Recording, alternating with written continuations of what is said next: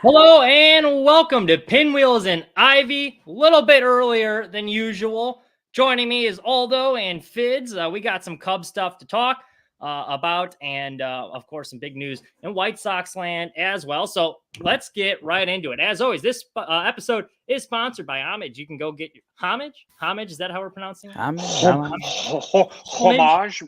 depends. Either if you want to way, go scan that European. QR code in the top right of your screen. Get yourself a shirt and support the podcast. Let's get right into it. Big news out of White Sox land this week was Garrett Crochet. Today he was named the AL Pitcher of the Month, but earlier this week or over the weekend, Bob Nightingale, he dropped his weekly notebook on USA Today, and as we all know, he's pretty well plugged in to the White Sox, and he had an interesting little nugget in there saying that the White Sox quietly attempted to extend Garrett Crochet. They couldn't reach an agreement. They now intend to trade him. We've been talking about this for a couple weeks now, how like all signs are pointing to, hey, I think they're probably going to try and trade Garrett Crochet. So my initial reaction when I saw that report was, just in my limited experience working in the media, especially sports media, usually leaks like this do not get out unless somebody wants it to get out. So my initial reaction was, because there hadn't been any talks about any extension in the past, was I think the White Sox always intended on trading him. They wanted this leaked out to try and appease the fan base. Hey, look, we tried, couldn't get it done. We want to trade him.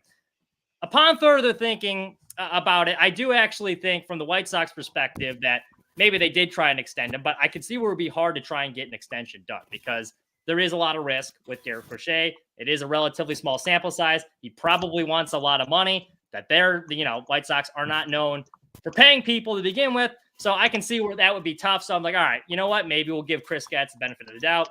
Reportedly want a big haul of prospects back. The Dodgers already made him an offer. They turned that down.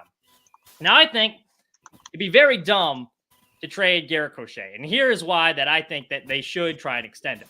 Number one, as I've said, I think any team that gets him, you're only going to get, you're getting a guy buying low. I think he's only going to get better. You have a homegrown pitcher who's shown he's one of the best pitchers in baseball. You kind of stumbled into. Like, no one thought he would be this good when he took over as a starter. You literally have your next Chris Sale that can be in this rotation. That's number one. Number two, he's under control another 2 years. So if you want to try and extend him, you can still get a pretty good deal. And even if you do have to overpay, because there is a little bit of risk to it, you're still going to be getting a better deal than you would finding some other pitcher out in free agency. And the other thing you have to factor in is this offseason, the White Sox are talking about how, hey, look, we got to try and improve our defense because free agents don't want to come here. We heard Kevin Pillar say the same thing. Like, yeah, I had a lot of former teammates tell me White Sox not necessarily a great free agent destination. So what makes you think you're going to be able to go get a guy in free agency with that money? If you're going to spend, you might as well spend on a guy who's already said he wants to stay here. You can probably get a good deal on him. And I think he's only going to get better. Can you imagine a rotation in the future if you do lock him up with Schultz and Crochet? That's filthy. You can't beat that. And three, I think it's worth the risk too, because a lot of people are like, well, he hasn't pitched over 100 innings yet. He's off that Tommy John surgery. There is some risk of injury.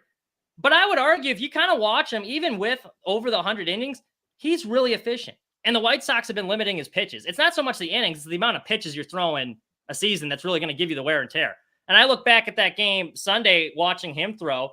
They put him on a pitch cap heading into that game where they're like, hey, we're going to start dialing it back a little bit. So he was only given 80, I think it was like 88 or like 80 to 90 pitches to get through that game. And he was able to go 7 innings with that pitch limit, under 100. So, I mean, he's been really effective. So I don't think the innings thing is a huge concern because he's been so efficient. That's why I'm not necessarily worried about the injury thing. And also, it would just be a kick in another gut punch for a fan base. Crochet is one of the only few people worth watching on this team. What type of message are you sending to your fan base when you have, hey, we got a homegrown guy that, finally we can rally around, and this is a guy that you could, in theory, build around in the future. We're going to trade him away for more prospects, hoping that one of them turns into a player like Garrett Crochet. So as much as extending is a risk, so is trying to trade him for a haul of prospects. And then finally, I don't think they're going to get the return that they want. It took them long enough to find a trade partner for Dylan Cease.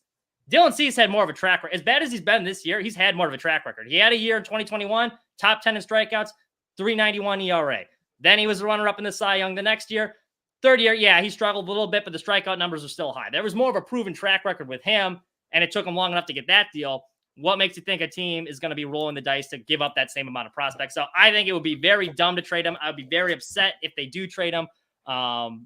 But we'll see how it plays out. What do you guys think? Just seeing that. I mean, I think we talked about it when like Chris gets his comments about like the rebuild, like, oh, how long could that be? And when he was kind of vague about that, and like no like GM team president really wants to give a specific timetable, because then he's always going to be held to that timetable, right? So it's whatever lawyer talk that these guys do, but you still kind of got a sense that it's like, oh, this is going to be a while, right? Like that's kind of sucks with the White Sox specifically, and like it goes back to ownership. It goes back to how much do you spend, or do you go after free agents, and then you can even go more in depth. Pitching, they just don't spend on pitching. What was like their longest extension before was John Danks, and like that was a disaster for them. They signed, and then after that, their biggest deal has been for Dallas Keuchel. And like that was good for like a year and a half before it blew up too. Like Jerry Reinsdorf, beyond whoever his team president or GM is, he's just has the philosophy of like, we're not going to spend on pitching.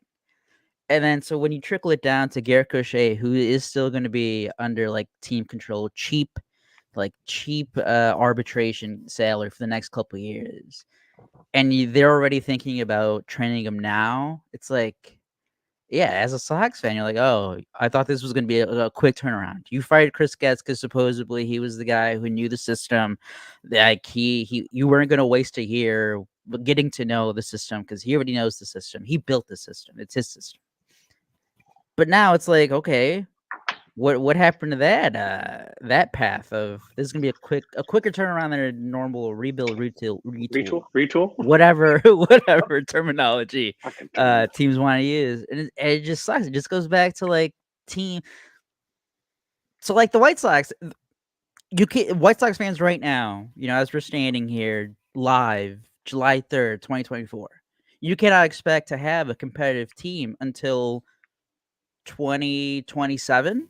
If you trade them, that's what you're signaling. Yeah, like 2020, like by 2027. Because if not, you'd be like, okay, even if this year has been a disaster, we still think that we have the pieces, or we have this free agency plan that we're going to attack either over the next year, over the next couple of years, where we can have like a competitive team. Either maybe it's not 2025, but damn it, by 2026, we're going to be something.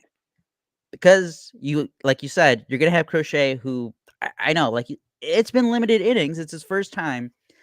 But I don't really worry about the drawback to the Tommy John, because normally that happens in the first year. And that was last year. That already happened. You got past that. And he did get injured again. Like, he had the when he was shut down for a while. Like, that already happened. Like, that does happen with pitchers when they come back. And it's like, oh, they have to get back in the swing of things. They get arm fatigue. Another injury happens. You got past that, and now you're talking about one of the best starting pitchers in the entire league. You have him for like no money, and it's like, why? And then Noah Schultz you have coming up, and like all it is are you going to spend money? And they don't, and it's like, well, and then that's what sucks is that you guys as a fan base, like. At the end of the day, you have to like rationalize. Well, it'd be like, well, we don't spend on money, or we don't spend on big on free agents. So if he was going to sign an extension, we have to trade him. We have to do what's best for the team.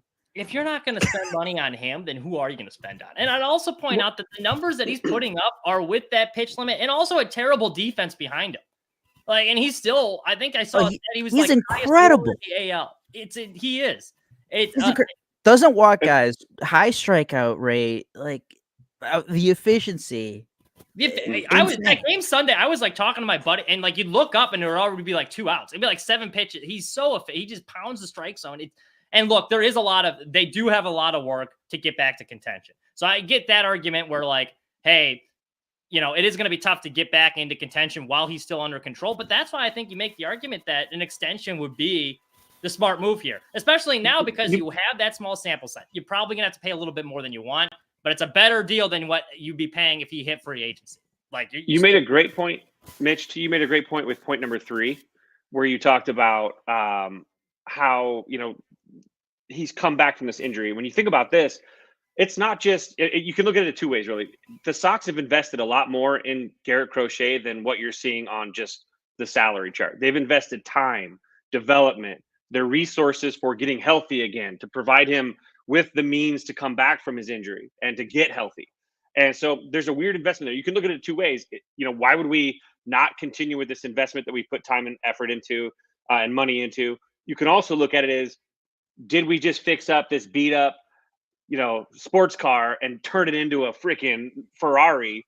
And now we can sell high on this. So you can think of it in two different investment ways. But I do think of it, when you think about through the organization and you talk about organizational confidence and organizational just like morale, to have a guy come in and that you just basically like get back to like where you believed he could have been the whole time, only to just sell him, doesn't really it's not going to reverberate very well throughout the organization for the people down below, the people below the line, if you will, that are there in Arizona, that spent the time with him every day, that helped get him to this point and had the patience with him every day, that put in that blue collar work. And so you got to think of it in that sense too, is, do you care about those people's feelings? Because they're going to be doing this hard work for you every time you have somebody banged up. Is their heart going to be in it later on when they go, why should I even fucking do this if eventually this guy's just going to be sold off for parts anyway? It's like it's a tough thing there. It makes it hard. I think that's a really good point. Part of me wonders, because in part of that report too, they mentioned that they're also trying to trade Andrew Benintendi in that contract. They're a little gun shy now, like, hey, we spent all this money once, didn't work out, now we're stuck with this contract. I don't know if we want to risk it. The guy like Crochet, which that was laughable. I don't think anyone's taking that contract, but we'll get into some more Sox stuff later. While we still have you here, Fitz, I know you're here for a little bit of time. Let's get into some Cubs stuff. Well, first thing I want to start with was Brennan Davis, back injury, didn't look good. Are you concerned about I've heard some people saying like, man, his career is going to be in jeopardy. It might be over. I don't know if I'd go that far, but I guess how are you feeling about his future after hearing that news? I'm super disappointed. Look, I know he doesn't have a relationship with him, but his dad, Reggie Theus, is like a god here in Vegas. His sister, she's a news anchor here in Vegas. So I actually had a conversation with her 2-3 weeks ago about it, because he was starting to heat up, starting to get there. And there was optimism. And all of a sudden now this happens again. He unfortunately, and I hate to say this with KB too, because KB's kind of having the chronic issues now with his back too. Back issues are the one thing you can't really hide. You can have a guy that has a bum knee. You can have a guy that has a bum shoulder. You can have those are you can almost isolate those areas. But when the core is struggling, whether it's back, obliques, those types of injuries, you're SOL. You're out of luck. And to see this happen a few times now with him, it's really disappointing too, because he's now becoming the poster child of, this is why you don't bank on prospects, because you never know what might happen in their journey from prospect up to wherever it obviously plays out. And so you don't put all your eggs in the prospect basket. You just, again, you get as many as you can, and hopefully a couple of them slide on through and make it. But he was 13th ranked prospect in all of baseball at one point after 2021, I believe. He was the futures game, like the king of the futures game, I think, that summer. He had 2 home runs in that game. Yeah. Yep. This is a guy that the Cubs fans were like, "There's our next big superstar," and here we are. And this is, again, whether it's PCA, whether it's Matt Shaw, even, it's hard not to get super excited. But whether it's Owen Casey, these prospects are still just prospects. Like, there's no guarantee their body's going to hold up over this expansion. They've never played this many innings, and now this many innings in a consecutive amount of time. There's a lot of stuff that goes into this. And so you don't bank on those. But if you can use those prospects to bring back proven talent that's established themselves, saying these people are consistently doing that job, that's what they're for too. You don't have to say, hey, oh man, I can't believe I traded away these 3 guys and 2 of them panned out, but in return we got Juan Soto. Oh, well, right? That's part of the breaks. You're going to have to sell some prospects that may pan out to get someone that's already established and has already panned out. And so, like with the White Sox with Luis Robert, he's got some injury questions, but at the same time, he could bring back prospects. But he's also the kind of guy that you look for with prospects to bring into your organization by utilizing that prospect capital, if you will. But unfortunately, with Brennan, he's now. Well, to that point, And kind of going back with the White Sox, and this is why I'm not on board, because I thought Michael has the point here that like going back with Crochet, like we can only bank on prospects because Jerry's not going to spend the money. And I get they don't spend money in free agency, but it kind of goes with the Cubs too. And the White Sox first rebuild.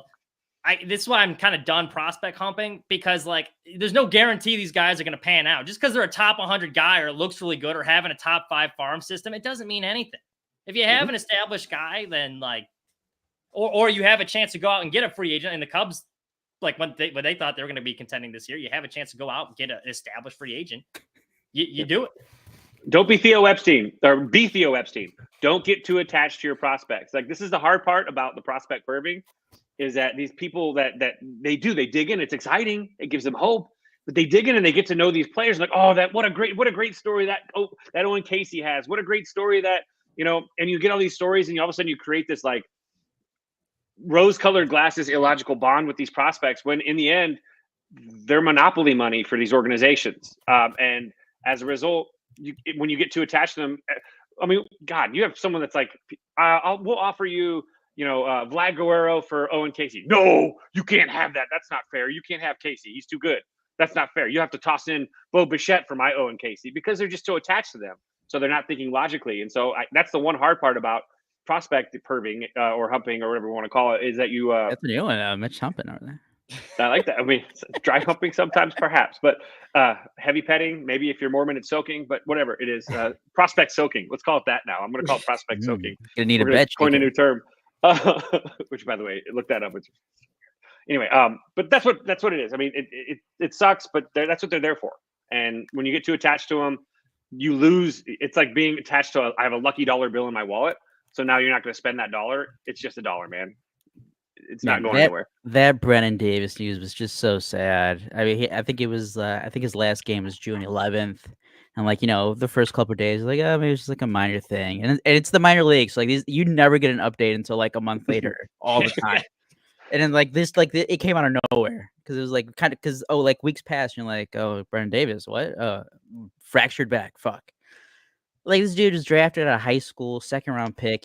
There's talent there. They completely redid his swing. Like, he was terrible his like first like half season in the minor leagues. I mean, he was like an 18-year-old kid. But to work yourself up to that level, really, he was consensus like top 30 guy after 21. And then that's when the injuries happen. And like, not that any injury is normal, but I had to look it up, because like his first back surgery is back in 2022, and it's from genetic vascular malformation. That doesn't sound good. I think it had to do with like blood, like a cluster of blood vessels that were in his back or something. And those aren't fixable. That's not fixable. Yeah, it's just like, what? Like, why did that happen? Like, it just did. And ever since then, he's just been snaking him, because even before that, I think he ended 2021 with he got hit by a pitch, broken finger. So like, I think he missed like the last, he missed September, so he didn't get to play in September. 2022, he has the back surgery. He misses 3 months. 2023, I think he had like a concussion in spring training, another hamstring issue this past spring training, another concussion this past spring training. Just anything you can imagine is like, oh man, Brennan Davis injured, or Brennan Davis struggling. I just feel for him.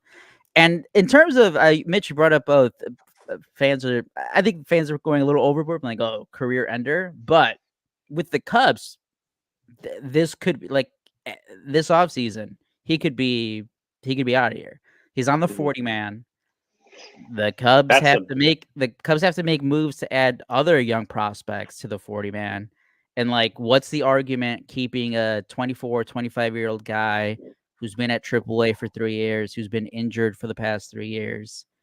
Like, why would you keep that guy? And that's just really sad. It's a rough combo too, because the Cubs do have these prospects that are pushing up, these highly regarded prospects. So him being on that 40-man roster is also bad timing in his case, because maybe with a franchise that doesn't have that much upward moving prospects or guys that maybe need to be put on the 40-man, he might have a little bit extra time. But the Cubs, Matt Shaw needs to be put on that 40-man, right? I mean, we got Owen Casey maybe on that 40-man. Is he on there? Yeah, he's not on there yet, right? Those two guys aren't on the 40-man, right? Casey? I don't think so. Not yet. So for those guys to get a cup of coffee this year, Brendan Davis is going to obviously he'll probably be on the extended injured list. I think so. Doesn't that give him a little of exemption sometime? But I mean, it's it's the next man up, and that's the sad part about pro sports in general is when you're out for a considerable amount of time, it's an opportunity for somebody else. And if somebody strikes at the opportunity, it's it's unfortunate, but it becomes and it's the crazy kind to of death think. knell for them. It's crazy to think that he was like this close to be. He was like heading into spring training 2022. He had already gone up to AAA, and the talk was because at the time it was like 2022. The Cubs have they still have Frank Schwindel, starting. It's like what's his name? Clinton Jackson, Jackson Frazier, whatever he changed his name to. Clint Frazier. Yeah. He was in the outfield. Michael Like that guy. Abreu. Like the Cubs had just these random guys on the team, and it's like, hey, Brendan Davis has a couple hot months at AAA. He could be up by like June, July, and the back issue comes up, and you flash forward 2 years, and now we're talking. This guy might be out of the organization by like November. Damn. That's actually a good segue to the next thing I wanted to go to with the Cubs. Speaking of out of the organization, I think that Jed owes, I think he owes Rossi a bit of an apology here. Now, look, I agree with the move. Among other people. I agree with the move to go out and get Craig Counsell if you can. But the way the Cubs kind of did that, they did him kind of dirty. They didn't show the 2016 World Champion a ton of respect in the way they handled that announcement. And we're seeing now with how it's playing out that, yeah, you know what?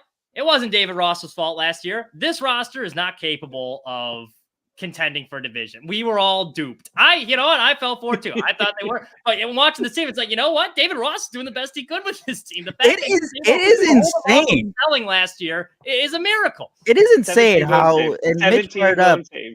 Mitch brought it up. You brought it up a couple weeks ago. It is insane how similar this team is to that 2022 White Sox. Yep. It is insane. And here's the funny part. Oh, go. Oh, I was gonna say, and I think it goes back to like the organization, the arrogance. I think that I saw this comment a week ago, and I started thinking I agree with it. I think they saw that the Brewers had they kind of didn't do anything major in the offseason. They lost Brandon Woodruff. They traded Corbin Burns. And then, the Cubs re-signed Cody Bellinger. They get Shota Imanaga, who's been fantastic.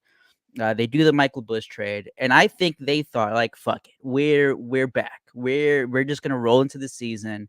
This is our division. Like, fuck everybody else. And they just... See you at the parade. They just stopped. They just have been shit for the last 2 months. Like, it's been 2 months. Since May. It's been awful. One of the worst teams in baseball. 17 blown saves. It's July 3rd. And here's the funny part. This is what makes me funny. This is, again, these comparisons. The Jed Theo thing, right? The Jed Theo. Hey, Jed's going to be Theo again. And so I think Jed has tried to do things that Theo did, but he sucks at it. First off, he's just not as good as Theo at it. But second, it's even funnier. Like, he tried to pull a Joe Madden to a Ricky Renteria. Got rid of Ricky Renteria to bring in Madden to get him over the hump. And then he does that. He shanks Rossi. I mean, like, surprisingly shanks him too. In his case, and brings in his Joe Madden, and it's gone the opposite direction. They've actually gotten worse. And it feels like Theo and Jed. We're seeing the difference between a Theo Epstein and his coffee getter, in my opinion, the guy that got him coffee. That's basically what we're seeing. Is what is the difference? A massive chasm. And that's why Theo Epstein is probably the greatest front office executive in the history of modern baseball. For that reason right alone, it's not that easy. And he made it look fucking simple to take over in 2011 and get the Cubs to a World Series in 5 years. Insane. Red Sox, what he did with the Red Sox, that right there. It's not that easy. And I think that Jed is a dynamically different person. He's the art of the deal guy. He likes to close deals. He likes to win the deals. And as a result, whereas Theo is the guy that at the blackjack table that's tipping like everything that he wins. He doesn't care. He's throwing money around like it doesn't matter. Jed's quote unquote, gaslighting his intelligent spending, which is a funny thing. I think he termed that to make everybody feel stupid for questioning what he's doing. So if you call it intelligent spending, if you're questioning intelligent spending, you must be unintelligent because you just don't get it. So it's a form of gaslighting in a way too. But he's done all these things to try to get out of his shadow, and all he's done is just shoot himself in the foot over and over again. The players got to play, but you got to also take into consideration clubhouse dynamics. It's not just about the analytics. It's about who you put in that clubhouse and what they do. It's not just one or the other, because you can see clubhouses that have underachieved, but when you put them together, they raise everybody's game. And you have guys that you have locker rooms that are talented, that have people in the locker room that lower everybody's ability to do their job. So, he doesn't, he's done this, and he's thrown out minor league contracts, and it's turned this whole thing into a, but that's the funny part is he's trying to be Theo. I think he's trying to follow the same blueprint, but that was lightning in a bottle. That was. And to be clear, I do think, because like at the time, I think everyone agreed the Craig Counsell move was a good one in theory. But to your point, like they made that Joe Madden move, but they didn't have the Joe Madden roster. Like that, the team just simply is not. And so they didn't give him what he needed to be the Joe Madden. We talk about it every year. It's like you wanna limit the margin of error, and like this team, as confident as we were that like we thought that they're gonna win the NL Central. There were still there were only we were thinking 90 wins. It's not like we were like, oh, this is a juggernaut. Like these aren't the Dodgers. These aren't the Braves, the Phillies. There was still that, hey, things go wrong, you're stuck with a bad team, and that's what we're getting. I dated someone with that nickname, by the way, Jack, in college. Wait, what? Like the Craig Counsell move, I still like it. That should have been made. He's like, I forget who said I think it was Michael, who's saying, it's crazy how good of a manager looks when he has a good bullpen. Like his bullpen has been shitty. 17 blown saves. I think that's second most in the league. Like the clubhouse guys, everybody loves everyone in the fucking clubhouse. Everyone talks about how great Cody Bellinger is. Nico Horner is like great young leader. Dansby Swanson was brought in from a winning organization, was seen like as a great guy. Hector Neris, everybody raves about him. That's what you're missing.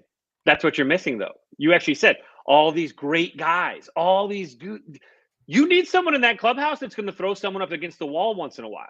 You don't need all good guys. You have Shota in there. Well, that's Steele did that. Steele finally broke the other day, but I mean, you need a guy in that clubhouse that's constantly making sure that it's not always like it can't be all right. Fine, we lost. Hey, let's go play the jukebox. So let's not be Jason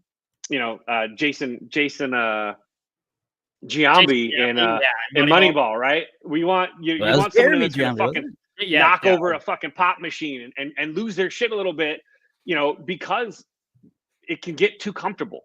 And I think the best way to keep athletes going. That base running mistake, he should have been benched in a big game like that. I mean, or like some sort of.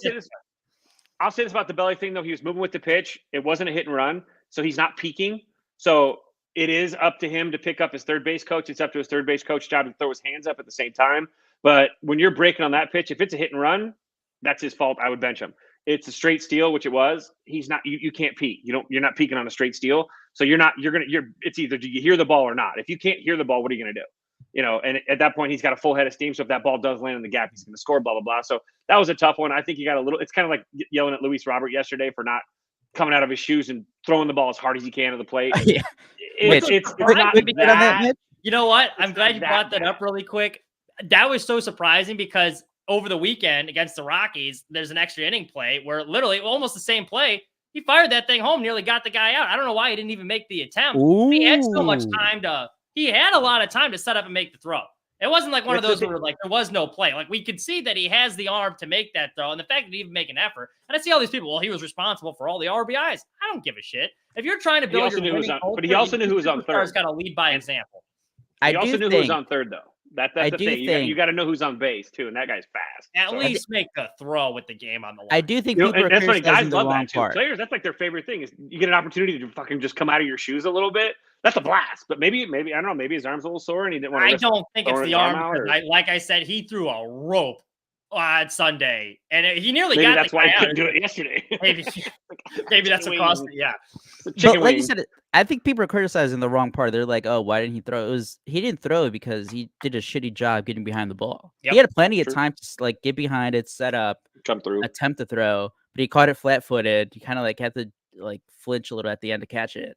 It's like, well, at that point, he wasn't going to throw him because he was going to be throwing flat-footed. And it's like, and I have noticed that he does that a lot. So that's just bad fundamental outfield play from him. and it's a waste because we know that he is a great talent, but we don't get to see it. That's as Seen a often. few of those defensive gaps Rob a lately home too. run one day Zoe and and then I, take like that the next day. That's what's so frustrating about Luis Robert. There's a lot of these like really sloppy mistakes for some guy for a guy that's a Gold Glove caliber outfielder. Mhm. Zoe and I got to see him clank that ball from like it was right in front of us. Basically, we got to see that live. We were like, "Wait, what the fuck?" Like that was brutal. And I just again, that's where your focus is, though. So again, we've talked about how guys lose is a lot indicative of character. I mean, they're being challenged more than any team possibly in modern baseball history with losing. So I mean, I hate to say this, you don't want to make excuses for guys, but I at least understand sometimes some of these gaffes because you understand at least why there's a gaff. It's hard to go out there every day and lose. It's hard. And they're not going to be their best self all the time. So you got to have a little bit of patience, but the only thing you can't control is effort. That's the only thing really one player can control that more than anything else. And you hope that those are fewer than often. That's the thing.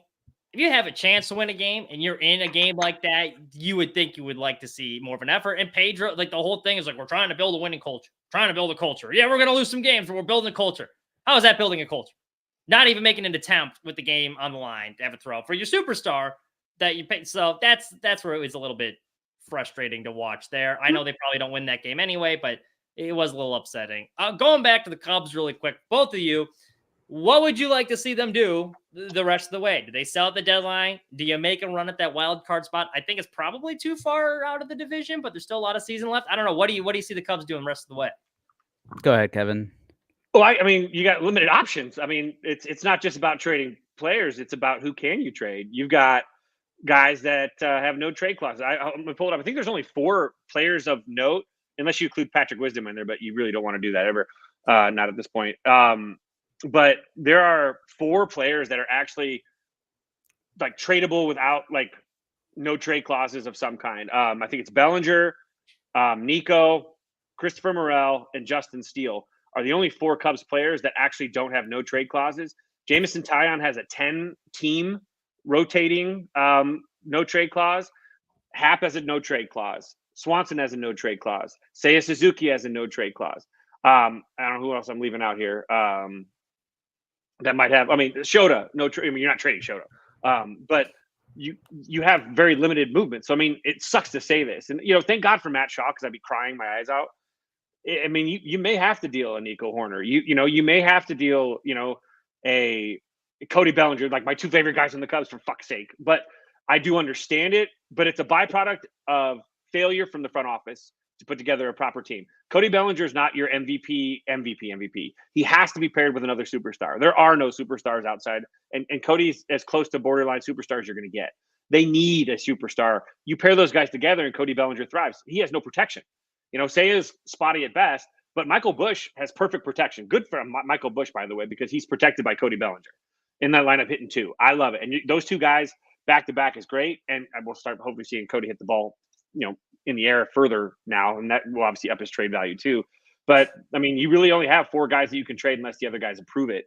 And you're not going to sell Christopher Morel because, well, let's be honest, the rest of the league doesn't seem to think the way about him that the Cubs do. Cub fans and the Cubs seem to love him a lot more because everybody I speak to says that this is who he is. This is Christopher Morel. He might hit 15 home runs, but he's probably going to hit 200, and he's going to drive you nuts for spots at a time. And there's not a lot of value there. The best opportunity they had to trade him was in the offseason. And that's actually what one of my scouting guys told me, that they were sure he was going to get traded in the offseason. His value was at an all-time high, and they didn't hit.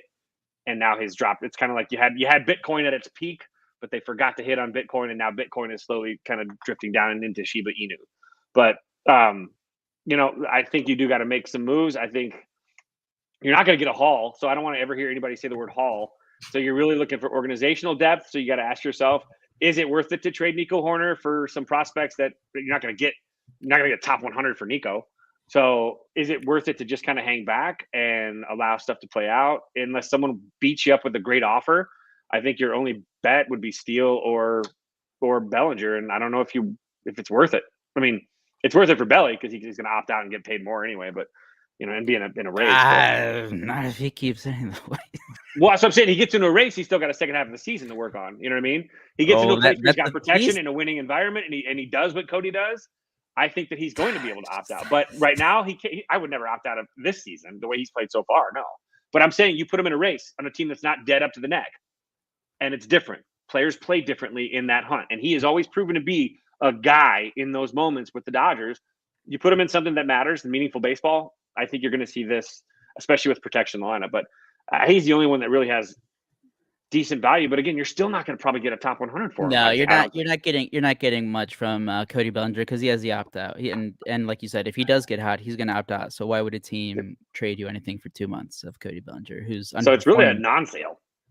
You know, that's the thing. I looked at the standings again.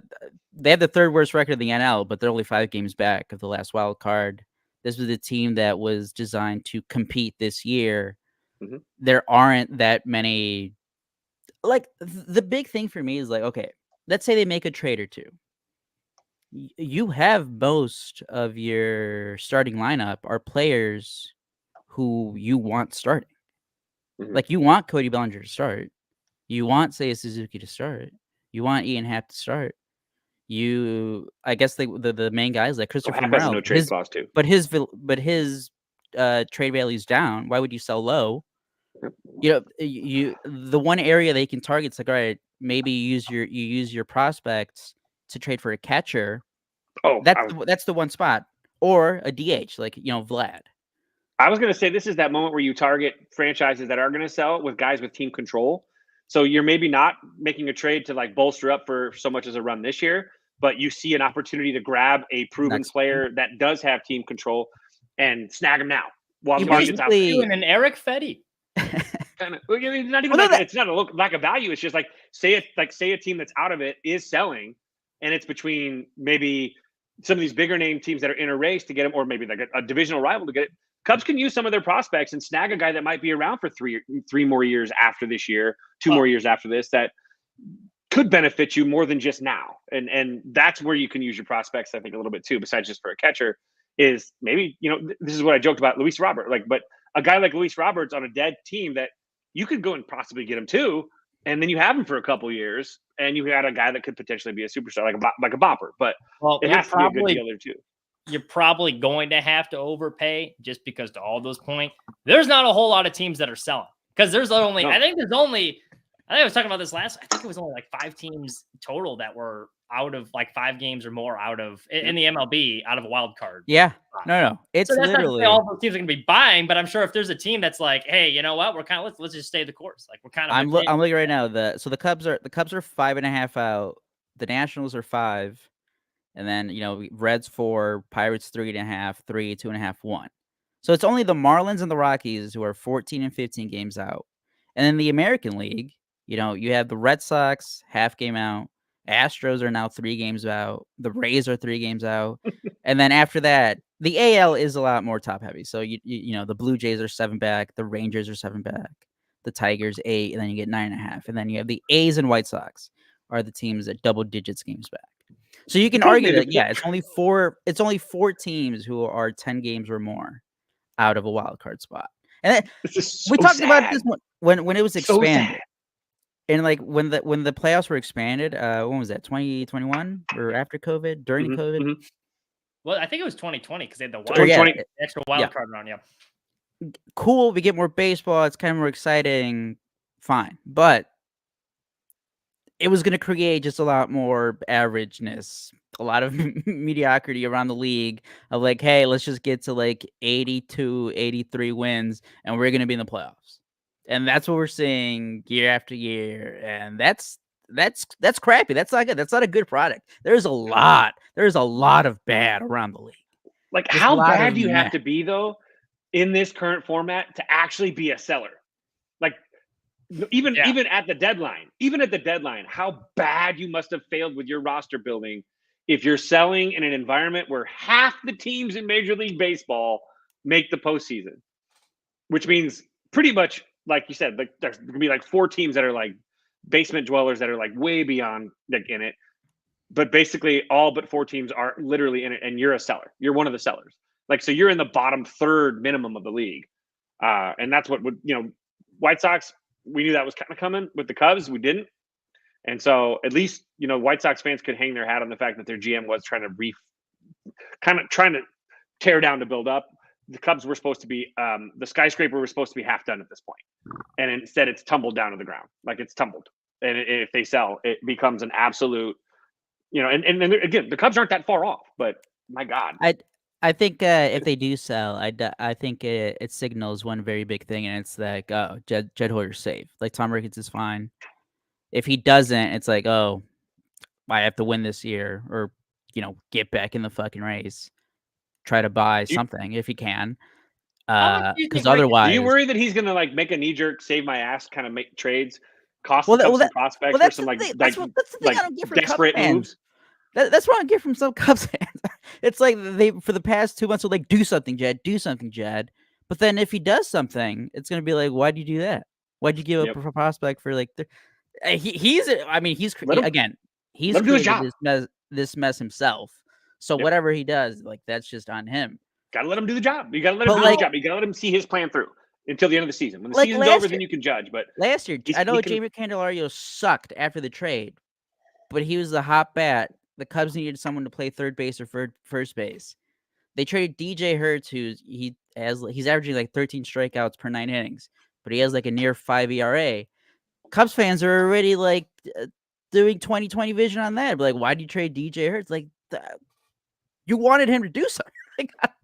I don't know if the other guy that they went and bought at the deadline last year didn't get non-tendered or whatever recently. I think that they would be probably less painful. It'd be less painful. But the guy they got back in the other part of the buying last year, which was really only 2 players, but it was kind of like he went and got a couple things, but didn't get enough. And that was Kouassis. Where's he at now? In the Royals? No, where'd he go now?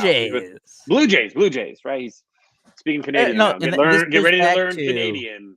And this goes back to building a roster that is only kind of okay and not set for being one of the top teams in your league, where you're kind of in this middle. I mean, we're only 5 games out. Should we go for it? Should we take a step back? You had every opportunity to just blow everybody else in the NL Central. Whoa! Even as good as the Brewers have been this year, I think that's a surprise to everyone. I don't think everyone had the Brewers being this good, but hey, they are. Credit to them.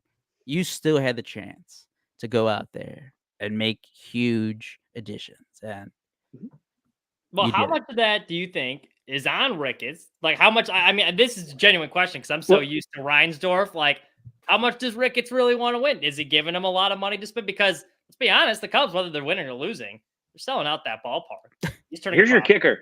Got his World Series.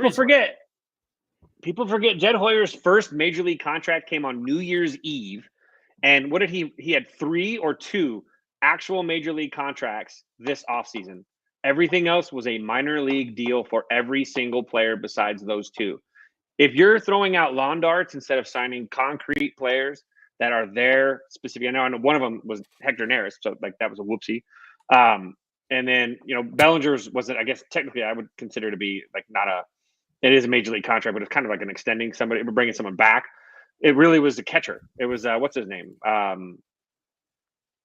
It was who was it? There was a third catcher. He's not with the Cubs anymore. I don't think anymore. No, 2. He's with the Giants. 2 major league contracts in an off season where you were where your team basically overshot their pay grade last year. To expect them to overshoot it and then some by only basically added Shota, but you took away Stroman. And now we're starting to see Shota break down a little bit more often. Do you think Ricketts? So that kind of goes to my question. Do you think Ricketts gave him the green light to spend what he wanted, or do you think he was working on a budget? Like, how much of that is on Jet? Because like you heard that he had that intelligent spending thing. Is that like hey, like I only had so much? I think that is directly correlated to that. Because again, I will always point back to the Bryce Harper free agency period. Yep. I listened to some of the comments from Theo Epstein's press conference, end of the year press conference after 2018 when they lost to the Rockies in the wild card game. The offense was shit. They had that game against the Brewers, the 163 game. They couldn't score, so they had to play the wild card game. They scored 1 run in that game. They lost to the Rockies. 2 runs in 23 innings, whatever it was. He flat out put it, I built this team. The offense broke. There are going to be changes. Free agency begins. We all know the big name. It's Bryce Harper. Perfect. He'd be perfect for Chicago, for the Cubs, for what the Cubs needed. Another superstar bat, a power hitter who can come in, who, if other guys struggle, you still have that star bat. Mm-hmm.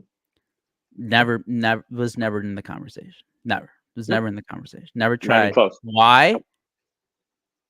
Can confirm. They had got to keep it under the budget. You don't want to pay that luxury tax money. This But year, hey, but Bryce Harper named his dog Wrigley, so they people had do him. forget that. This year, the Cubs were spending, and we all thought we were all listing the salaries that, hey, all this money's coming off this year, all this money's coming off the next year. The Cubs have the opportunity to blow everybody else spending wise in free agency. They purposely are under that first luxury tax threshold. Mm-hmm. That's ownership. That's hey, you can spend. Hey, the Cubs are spending. They have like whatever it is. They're spending over $200 million. They've overspent the whole division. They've outspent the whole division. Yeah, considerably. But Ricketts has kind of made it clear that since the team failed in 2018 through 2021, that he's just not going to go way over. And this is, by the way, why you got to respect Ryan. Why you got to respect Ryan Poles and what he's done with the Bears. He's done the exact opposite of what Jed's done. He's got to work in that window, and he's actually really done a good job of building out the Bears. His biggest mistake was Dansby Swanson. Yep. That was the guy he bet on. And Trey Turner proved yesterday why he was the best shortstop. The whole shortstop for all the stuff that saying like the intelligent spending comments. I think it came from that offseason, or the year before, whatever it was. But that was the riskiest move. Well, maybe it was Xander Bogaerts, but you took the guy who was like the least proven at the plate, who maybe had the best defensive track record, but you were trying to sign a guy who could be a cornerstone of your franchise, and that guy still has to hit. Yep. And he took the riskiest bet of all in Dansby Swanson, and he had a solid year last year. But holy shit, has he been brutal? Bad. Holy shit! Sorry, I just got a push notice.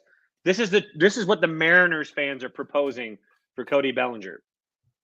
This is what Mariners writers, because I just got a push saying that they began talking with teams about trades, blah blah blah. That the Mariners get Cody Bellinger and the Cubs get Mariners prospect Jonathan Clace. He's the 10th prospect in the Mariners organization. So this is how I know it's a shitty, right? He calls the Mariners the second best farm system in baseball. Why would that makes the Cubs the best farm system, I would assume, or he thinks that they're the third best? Why would they need the 10th guy in theirs for a guy like Cody Bellinger? That's a bad trade, but this is where they're at. The Cubs are down so bad that these teams think that Cody Bellinger is going to go for basically not even a top. If Cody Bellinger doesn't go for a top 100 guy, it's strange to me, but I don't think it is what it is. Yeah, I think that's where it's at. That's where it's at. He hasn't been good this year, and there's no guarantee that you're going to get him back because there's no high ground. So why would you trade Cody Bellinger if you're going to get? I don't think they back? are. I think they're kind of just stuck. This is the team. Mm-hmm. This is the team. Yeah. Like maybe we see like Matt Shaw. Yeah. But like that's it. This is the team. Yep. Almost everyone has regressed from last year, and you can't bank always like these guys are going to repeat what they do. But Morel's down like 30 WRC plus from last year. Bellinger was at 141. He's like at 120 or 115. Seiya Suzuki's streaky as hell. Ian Happ is streaky as hell. Miguel Amaya's been like one of the saddest disappointments. Just last year, he looked so good. And again, he wasn't like a superstar catcher, but he was basically doing what Corey Lee's doing now in a more limited playing time. Where it's like, hey, this guy's showing something behind the plate. He's calling good games. His framing's pretty good, and he's not just he's not an automatic out when he bats. I think he had a 94 WRC plus, which again is below supposed average. To have a stress, but he was supposed to have a stress-free season. Except Gomes, the Cubs, bet on a 37-year-old catcher wasn't going to regress, and the pressure now has been on Amaya completely to perform as opposed to what Gomes had done. Out of all the other guys, like that, the catcher position is just one. It's like, what was the plan there? Because again, how could you bank on a 37-year-old Yan Gomes? Yep. Or like a rookie in Amaya. That was just like a huge failure there. I've got to dip out. The caravan is on the way. Before I go though, making sure everybody has a happy 4th of July. Watch them digits. Everybody come back with all That's good 5 advice. digits or 6 digits if you are Antonio Alfonseca. So best of luck to you guys though. Have a great holiday. Appreciate you guys, and See you. see you guys later. Happy Have a good 4th. one, Kevin. Before we say, or is there any other Cubs stuff? Before we segue, I do want to get to the Tim Anderson getting DFA. Yeah. Is there anything else in the Cubs land that we might have missed that you would like to touch on before we do? Well, we talked about Matt Shaw. There's some confusion going on around today. He's listed on the online. He's listed on the Iowa Cubs the roster page, but I think I saw their who is it? Tommy Birch, their AAA reporter out in Iowa. He's like, well, he's not with Iowa right now, so I don't know what the hell's going on with that. Matt Shaw hasn't played since last week, so I don't know. Maybe he is getting promoted or. Who knows? But that'd be cool if he came up and he slide him into the DH spot, maybe play third base, see what he has. Moises Ballesteros got promoted to AAA about 2 weeks ago, and he just continues to hit. He's 20 years old, Mitch. There's only one other guy who's that age at AAA. It's Jackson Holliday, and Ballesteros is hitting like 350. He has like a 400 on base. He's not hitting for a lot of power, but he keeps hitting. I saw a thing where it's like him. Let me see. It's like him, Freddie Freeman, Ronald Acuna, Vlad Jr., like guys with who are 20 years or younger at AAA with like a sub 20% strikeout rate, who hit like above 300 at AAA. And Moises Ballesteros is part of that list. Let me get this right. Oh, here it is. So, since 2006, list of guys who are age 20 or under, have a sub 20 strikeout percentage, and have a 140 or more WRC plus. Freddie Freeman, Mike Trout, Ronald Acuna Jr., Vlad Guerrero Jr., Wander Franco, Jordan Lawler, and Moises Ballesteros. Now, Ballesteros only has 52 plate appearances. So, but still, something. Well, maybe that's a good strategy. We got him waiting. Who needs to make a trade at the deadline when you could just call up some guy? That's kind of like a trick. That's what kind of sucks with, maybe the White Sox had this back with Andrew Vaughn back in 2021 when they just out of college where he barely played. There was no minor league season in 2020. Is what do you put more value in, your major league team and winning as soon as possible, or a player's development? Because this guy's a catcher, but he's a big boy. You don't know how much stamina he has, and it's kind of like he has the body frame of Yermin Mercedes, and Yermin Mercedes came up as a catcher too, or like kind of, right? Yep. Yes, and he almost has like the same body type, but I think Ballesteros is even shorter. So at the end of the day, like I've been comparing him to what the Cubs thought they could get from Kyle Schwarber. It's like, hey, this guy's a left-handed power bat who maybe he plays catcher like once a week or like twice a week, or then like you hide him away at DH. I think that's the best case scenario for Ballesteros, but he's still only 20 years old, so he has time to get better at catcher. So that's where I kind of struggle. It's like, well, man, this guy can really hit. He's hit his entire since he was like 18. Every level he's been at, he's been better than everybody else. Do you bring him up because the Cubs need something? The Cubs have, like, you guys think Martin Maldonado's bad. The Cubs catchers are like, I know everyone's running on them. Are hitting down towards them. They're running. The Cubs can't, I think they finally threw out a Tomas Nido, who they picked up, finally threw a base stealer the other day, and that was good to see. But man, it's just brutal. But those are the kind of the bright spots there. Moises Ballesteros, Matt Shaw. I mean, PCA, it's miserable. PCA made a nice diving catch yesterday. I posted the highlight. It's like, hey, PCA's fine. He's not hitting. He's hitting like 190, but he's 15 for 15 in stolen bases. He's fast. He's great defensively. And Cubs fans are just the most miserable right now. They're like, fuck this guy. He can't hit. I don't care.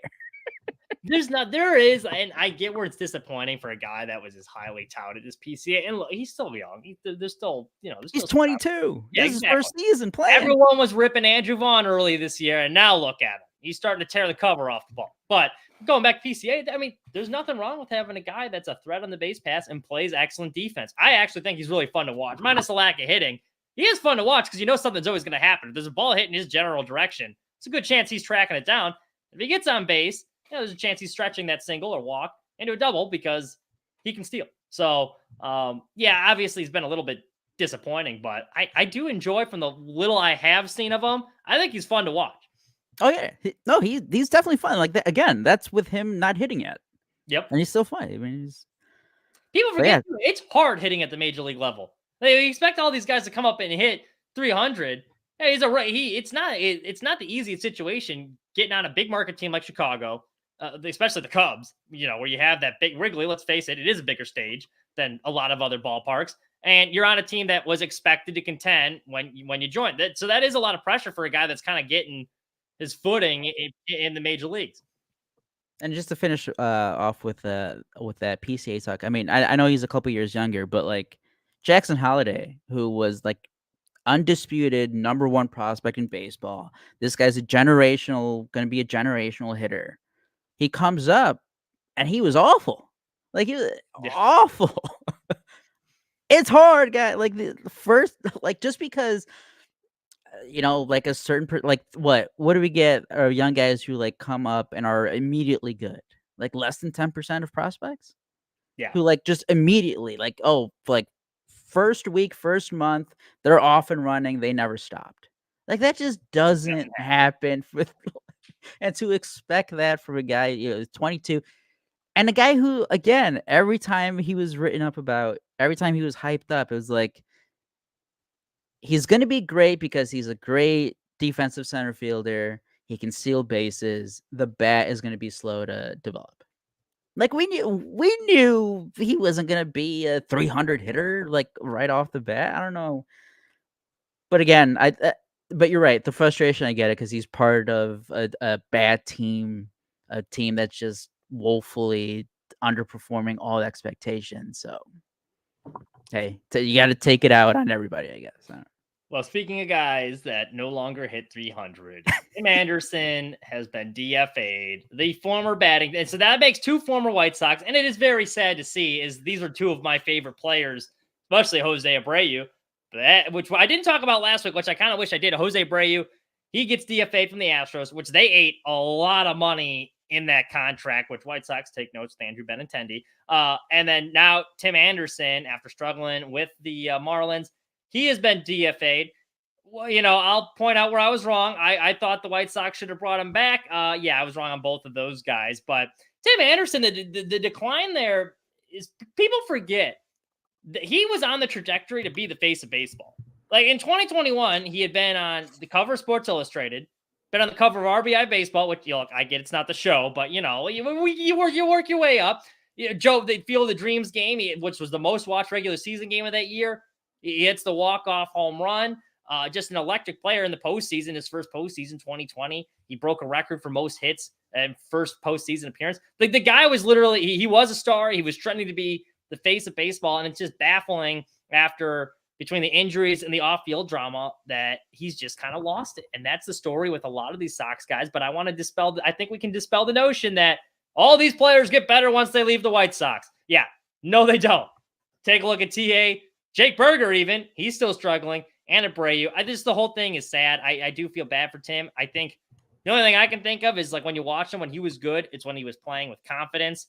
I think after that off the field stuff happened and the injury stuff happened, I think his confidence got shaken a little bit and he just hasn't gotten it back.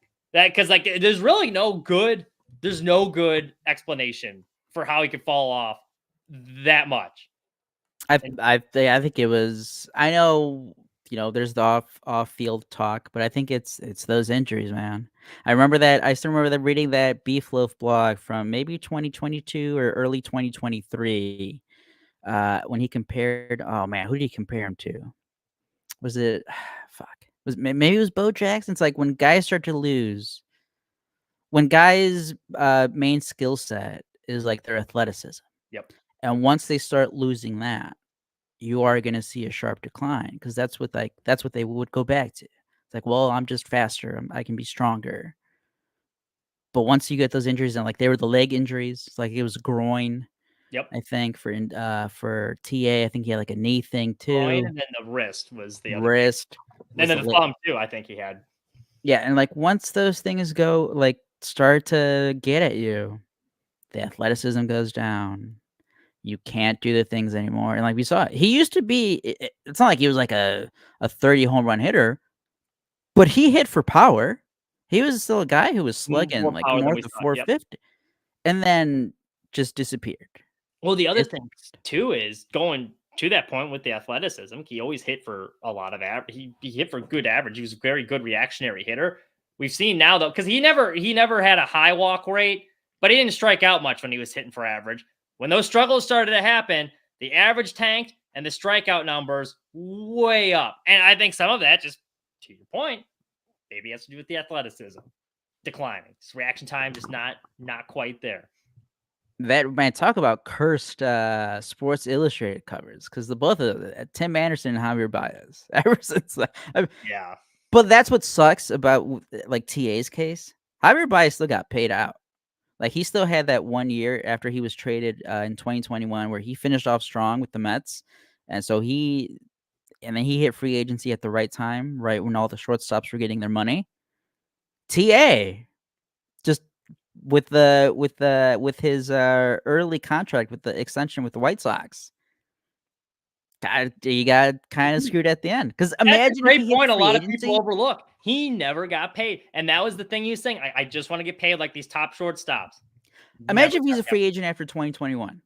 Because even with all the stuff that happened that year when he started to decline and he had the injury and he missed time, I think he still hit. He hit 301 the year he had now he only played half the year, but 2022 he did hit 301. But like in 2021 in the playoffs against Houston, I know the White Sox lost that series, but I think he hit like almost 400. Like he was still like, and that's the talk about like this guy was on the trajectory of being a one of the stars of the league. Like he was. I saw that many back and forth on Sports Market on Twitter with he wasn't nowhere close to being, but like no, like maybe he wasn't the guy yet. Of course not. No, he wasn't. But he was working himself up there. Yep. If let's say the White Sox get to like the ALCS in 2021, Tim Anderson's hitting 400 in the postseason. Do you think that he's not going to enter 2022 as like one of the poster boys of MLB? Of course he was. Yep. But you know, and like he was one of the few guys who was hitting for the White Sox in that postseason. And then after that, just the injuries were too much. As poorly as that did end between Abreu and TA, I mean, let's face it, the Sox have not had a whole lot to cheer about in this last decade since 2008. TA, as far as like my White Sox fandom is concerned, that's what he's had two of like the best moments that I've had as a Sox fan, just between that Field of Dreams walk-off home run was electric, and he was a key piece of getting that team to the playoffs that year. And then Abreu was just a consummate pro. Like that was a guy, even on bad teams, he would bust his ass every game. You know, that steal a home comes to mind against the Royals where he had just gotten in that brutal collision the day before, insist on being back in the lineup, and then makes a mad dash for home on a wild pitch to win a game like that. So like both of those guys, I forever have respect for both of them, because Tim Anderson made White Sox baseball cool again. And then Abreu was just the consummate pro that kind of represented that South Side blue collar mentality. And it's sad to see him fall off. Abreu's is a little bit more predictable just because he was older. Like TA's is just baffling and sad nonetheless to see them both decline the way they did. It's tough. And I think eventually Zoe's going to be right. I think he's going to end up somewhere playing in Asia. I don't see any team like who signs him at this point. Yeah, no, that's what I'm saying. I think Zoe's going to be like, I think TA is either going to head over to China, Japan, maybe the KBO in Korea, or try to rebuild his value there, because, man, it's tough. And like that's the thing. It's not like, oh, he declined, you know, oh, now he's a below average player. Like no. He's like one of the worst players in the league. Yeah. Which you can't have that, especially he was never a great defender. He was always athletic, but never a great defender. And when you don't play defense and you're not hitting, like PCA you could put up with because you got the defense there at least. So it's not a total loss. TA, I mean, there's nowhere you put him. Maybe maybe I don't know, like maybe a middling contender, like that's maybe because you're talking about all those teams in contention where it's like, hey, we're like 5 games out, we don't really see ourselves contending, but maybe we'll take a flyer on a guy like him. That'll be like our trade deadline acquisition. But I don't know if you look at the track record, if it's even worth taking a flyer on him at this point. I wouldn't. I don't know, but maybe the Dodgers get another injury and they just magically fix TA. Yeah, I mean, who knows? That'd be the team that them or Tampa Bay would be the 2 teams that would be able to do it, but I don't see either of them wanting to do that. Yeah.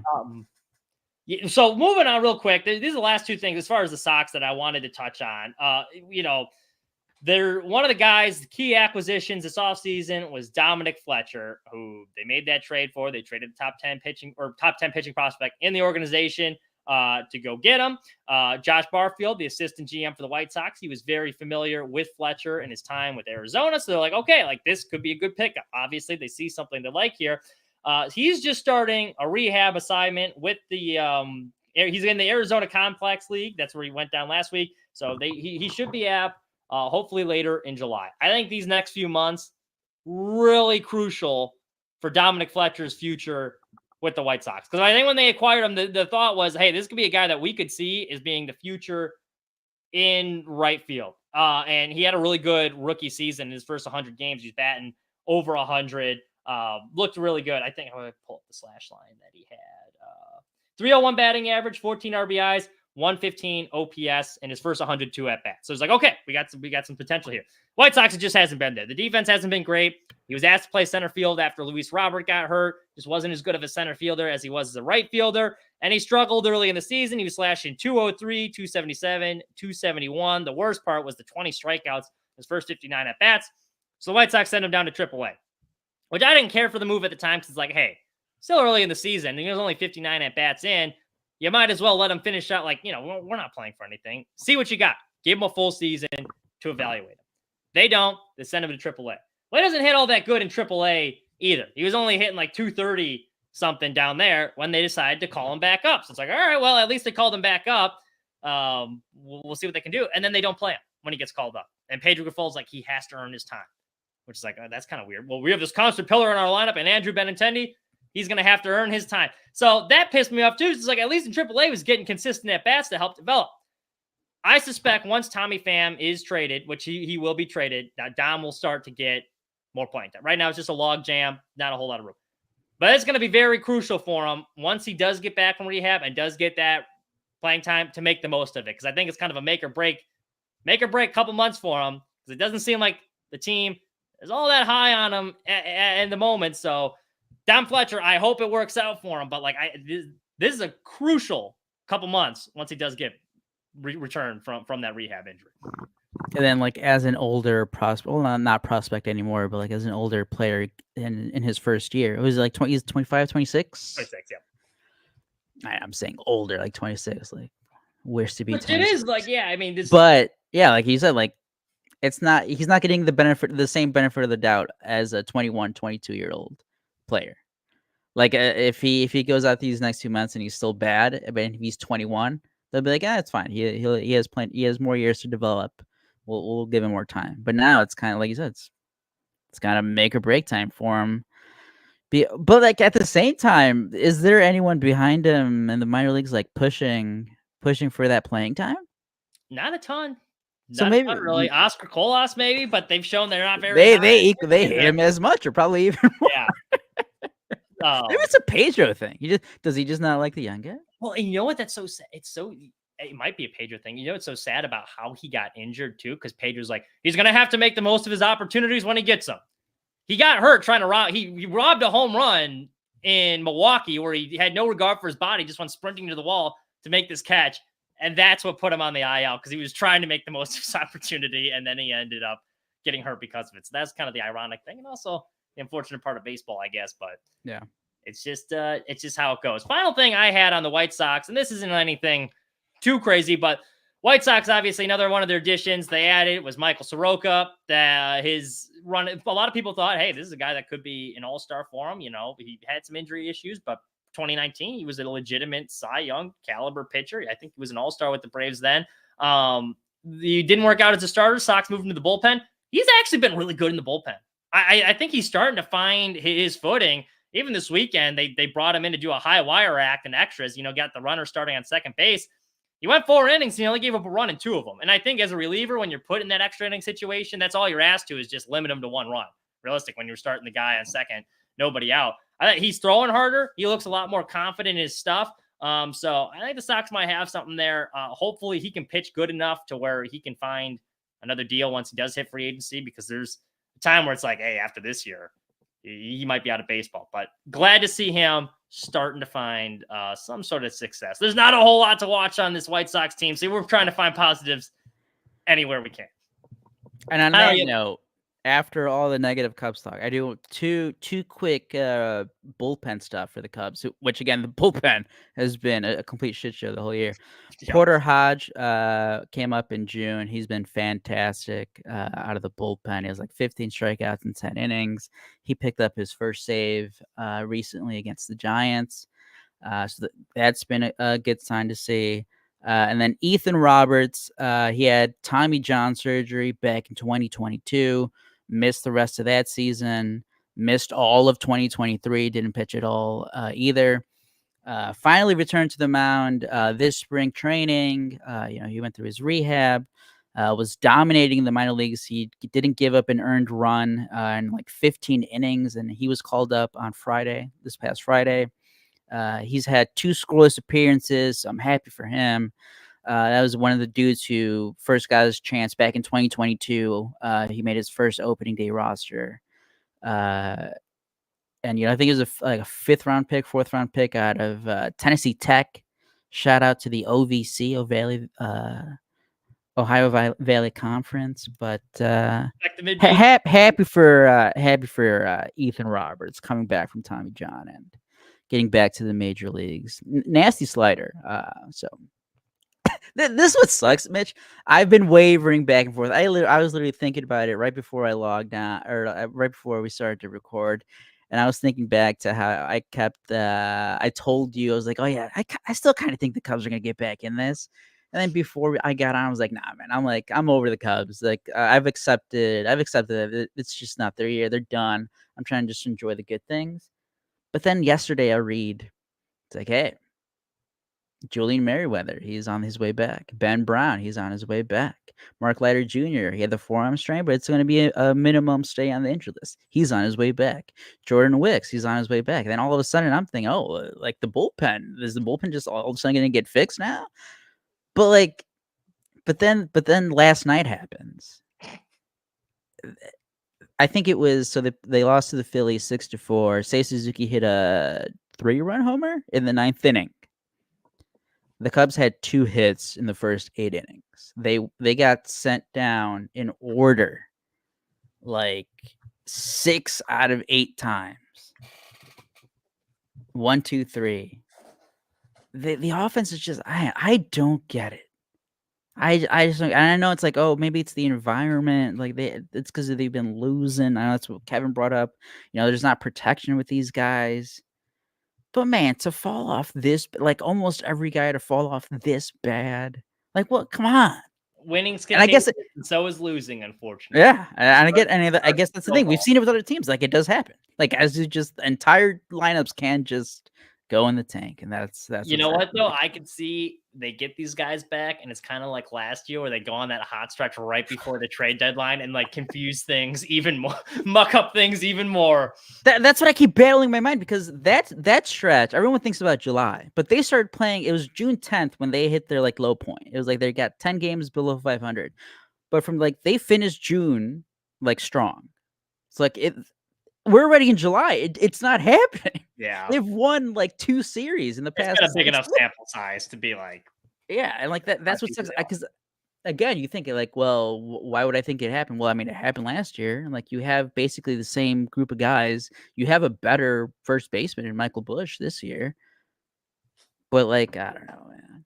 I guess we'll see. Maybe I keep waiting. I keep waiting for that hot streak. It's just I don't know. I just don't see them selling though, because if they sell, I don't either. I think they just stay the course. I think they either make a couple low acquisitions, like kind of like those smart investments, quote unquote, where, they don't have to give up a whole lot. Like, hey, look, we made a move, or they just stay the course. I don't see them blowing it up either because, why trade Bellinger if you're just going to get scrapped for him anyway? You might as well just ride it out, especially because even if you do nothing, you're still, as bad as they've been, they're only 5.5 out of a wild card spot. That's the big thing. They're 5.5 out. And like the plan wasn't to just like hang around this year. Their plan was we're making the playoffs. And like that has to stay their objective, right? Like that. And like I have to think that Jed Hoyer has to be somewhat on the hot seat. Like this is his now 4th, 5th year in charge. Like he hasn't gone to the playoff.